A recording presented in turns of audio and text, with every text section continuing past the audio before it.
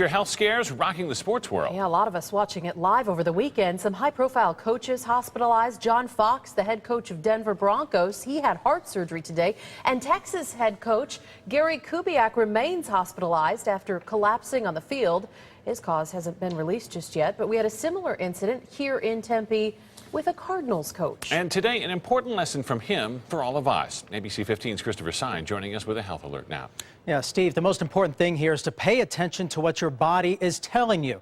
That's the single most important lesson from the person you're about to meet, Arizona Cardinals coach Freddie Kitchens.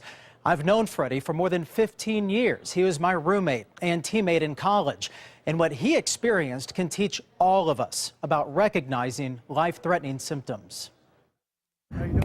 Good, buddy. How are you? Yeah, good to see you, buddy. How you feeling? Yeah, I feel good. The fact Freddie Kitchens is back coaching is one thing. The fact he's alive is amazing. Something was bothering him, you could tell. Tuesday morning, I got up, I felt great, and then it was just suddenly, it happened. As quarterbacks coach Kitchens stood near his players, it hit him. Once my leg started going numb, I knew that it was something. There was a pop in his chest. He thought it could be a heart attack, but wanted to blame it on dehydration.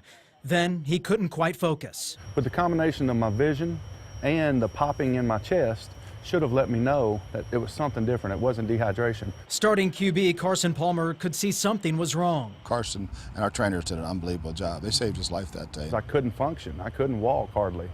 And that's what got me off the field. Freddie was flown to the Arizona Heart Hospital, on the way texting his wife, taking photos inside the helicopter, thinking it may be the last opportunity to say goodbye to her and their children. It didn't look good there for a little while. Freddie's problem wasn't from the hits he took in college or a heart attack.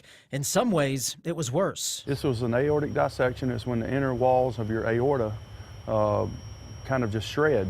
And I had a thin layer that remained of my aorta. Is the only reason I didn't bleed to death. While stress can be a factor for these coaches, for Freddie, it was a condition worsening over time. And finally, it couldn't take anymore, and that's when it splits and dissects. And then once it dissects, you're a heartbeat away from, passing away. In the operating room for 10 hours, there was fear he wouldn't make it. Hey, it was tough. It's like a son. So you can't take a snap from me like old days? No, I can't do that.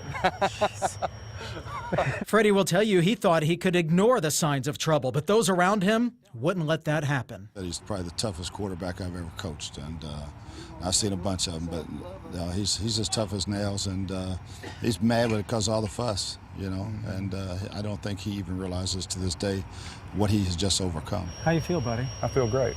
Yeah. I feel really good, Chris. You had enough of this interview? Yeah. So as Freddie now says, he basically has a new aorta. He also has a couple additional jobs. Number one, to manage his stress and to be overall healthy. And Steve and Katie, he also wanted to note that the strongest person in his life is his wife, Ginger. And at the time as this unfolded, they didn't even tell their children what was happening until Freddie made it out of surgery okay. Count his blessings, that's for sure. Yeah, Christopher, I was on the sidelines with him when he welcomed his doctors back to the field and brought him down there. And that look of gratitude, I won't forget that. That's for sure. Touching. You can tell. Yes, for sure. Yes. So we're so glad he's still here with us. Yes. Thank you for that story.